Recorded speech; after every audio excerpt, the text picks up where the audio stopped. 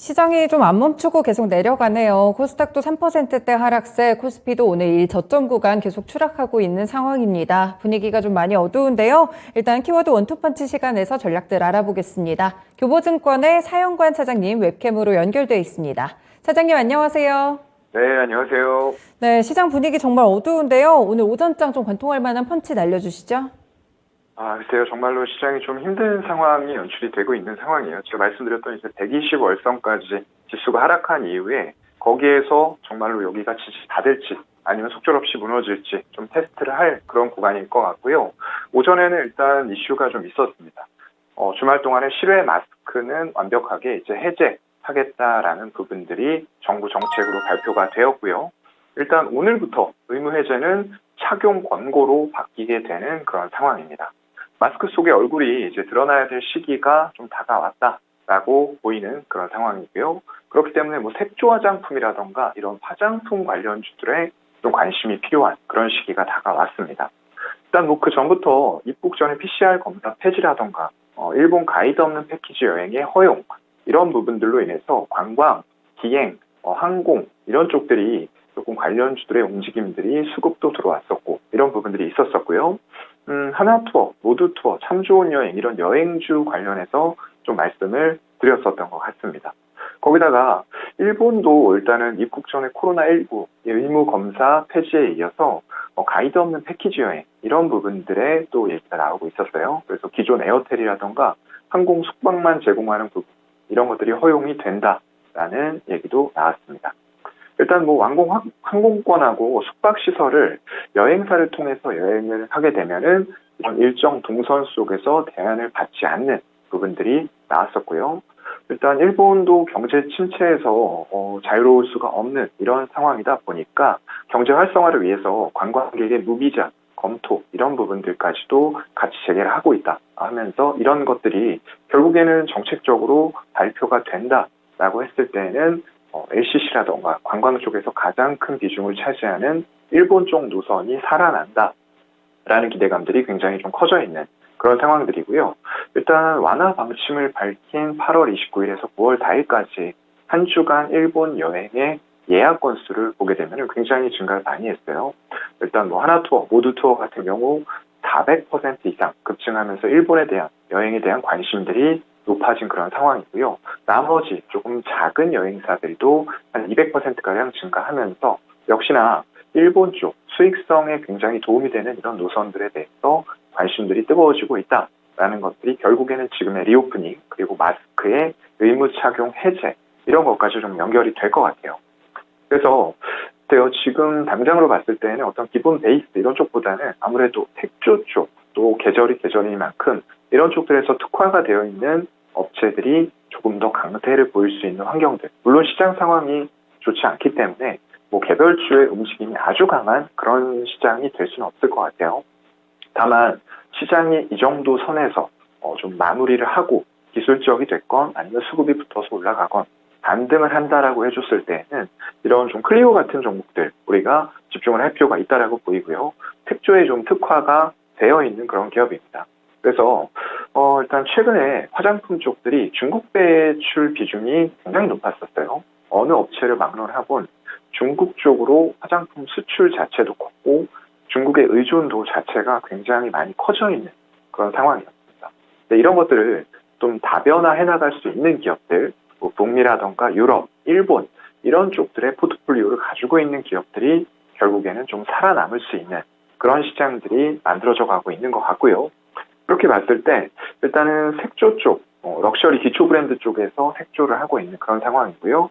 거기다가 일본 같은 경우는 지금 세계 3위의 화장품 시장, 거기다가 아시아에서는 중국에 이어서 2위를 차지하고 있는 시장이고요. 미국 같은 경우에는 이제 쿠션이라던가 틴트 이런 쪽들이 나가는 가운데 동남아시아 이런 쪽의 비중국 매출 비중을 점차 늘리려는 기업들의 모습들이 좀 나타나고 있는 기업들 위주로 보는 게 맞을 것 같다라는 거고요. 일단 뭐 중국 같은 온라인 매출 이런 쪽은 지금 역성장을 하고 있습니다. 어쩔 수 없는 현실이고요.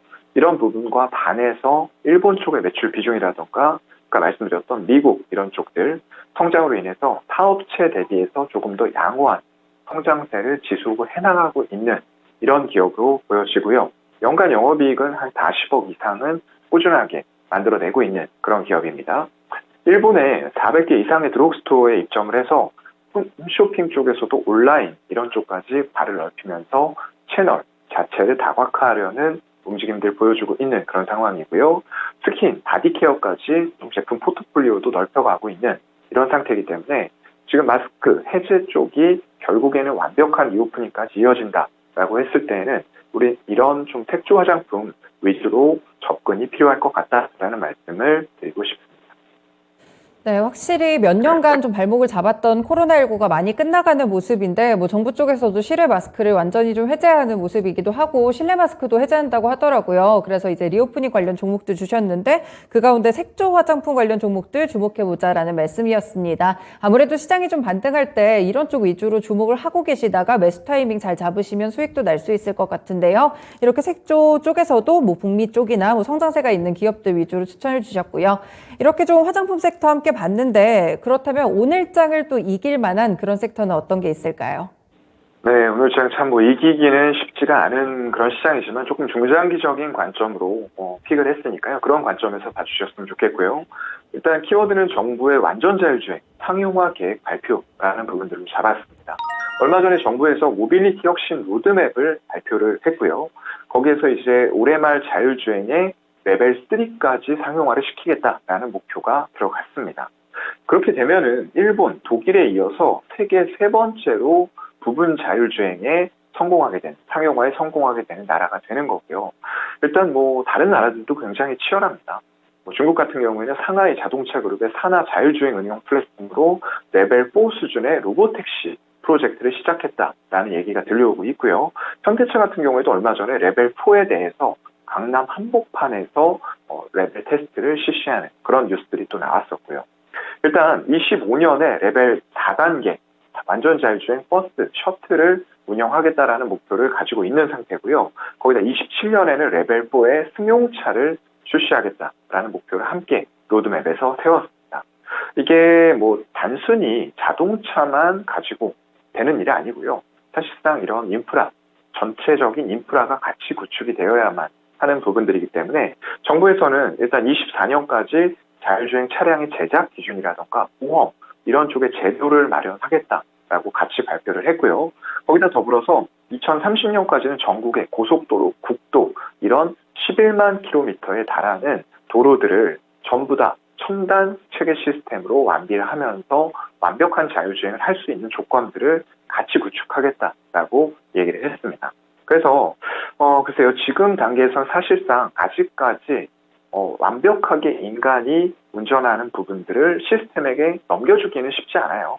이런 부분들이 결국에는 시스템 쪽으로 완벽하게 넘어가야지만 진정한 의미의 자율주행이 될 수가 있을 것 같고요. 그렇다고 하면은 지금의 사고라던가 어떤 고속도로의 정체 이런 부분들도 상당 부분 편의화된 시스템에 의해서 해결이 될 수 있는 부분도 보여주고 있습니다. 거기다 더불어서 이렇게 자율주행이 된다고 했을 때 과연 사람들은 자율주행이 되는 차량 안에서 무엇을 할 것인가? 굉장히 장거리를 갈 때에는 무료한 시간이 될 수 있어요.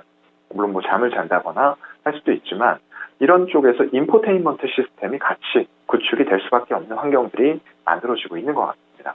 그래서 모토엑스 같은 기업들이 될 것 같은데요. 구글의 안드로이드 오토 그리고 애플의 카플레이 이런 인증들을 보유하고 있는 레퍼런스를 가지고 있기 때문에 결국에는 향후에 자율주행차, 친환경차들이 급속도로 보급이 되어 갈수록 이런 기업들이 결국에 레퍼런스를 가지고 모든 커넥티비카 이런 쪽에서 연결이 되면서 인포테인먼트, 차세대 인포테인먼트 시스템을 만들어갈 수 있는 기업으로 손을 꼽을 수 있지 않을까라고 보고 있습니다.